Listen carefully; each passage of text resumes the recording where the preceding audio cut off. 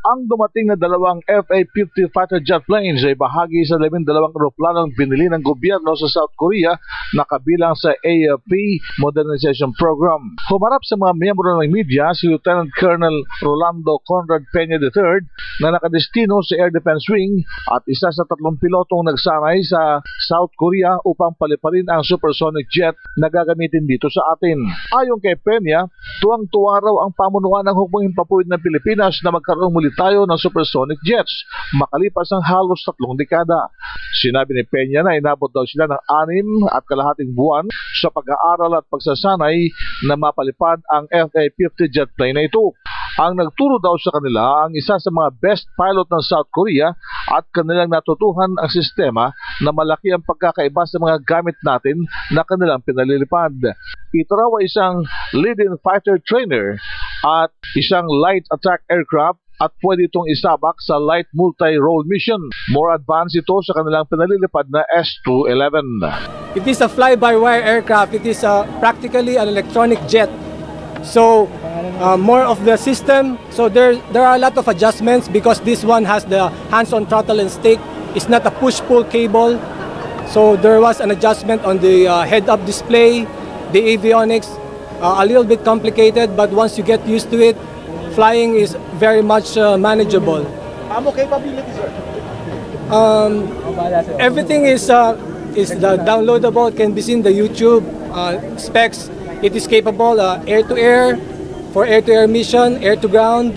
It has a maximum payload capacity of 10,000 pounds. So it's very much capable. But of course, there are limitations. But let's not talk about the limitations. Let's talk about the capabilities. And I think we bought the best lead-in fighter trainer. Sinabi ni Peña na nasa pipeline na rin ang mga bibilihing mga armaments nito. Magugunita na nagkaroon ng government-to-government negotiations ang pagbili ng nasabing eroplano sa South Korea na sinimula noong nakaraang taon. Yes, it is very, very significant because it adds up to the capability.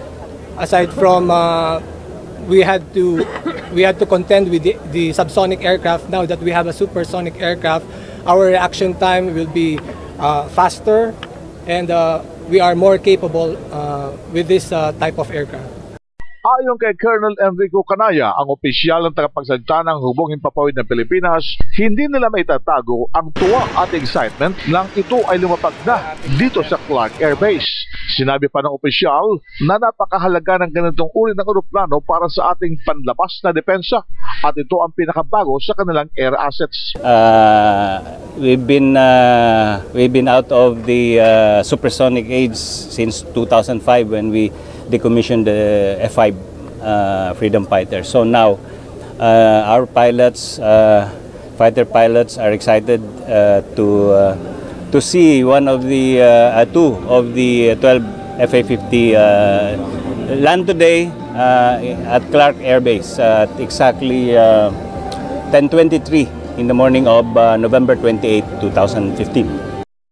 Ang paglapag ng dalawang i-deliver na supersonic jet na gawa ng South Korea ay sinaksihan ni na Defense Secretary Voltaire Gasmin, AFP Chief of Staff General Hernando Riberi, Air Force Chief Lieutenant General Jeffrey Delgado at Army Chief Lieutenant General Eduardo Año. Magugunita na lumagda ang gobyerno ng 18.9 billion pesong kontrata noong Marso 2014 sa Korea Aerospace Industries sa pagbili ng 12 FA-50 fighters jet na may radar warning receiver, night vision imaging system, kakayahang magdala ng air-to-air missiles at mga sandatang may bigat na 4,500 kilo. Para sa DZRH News, RH911 Bing Tormento naglilingkod sa pagbabalita.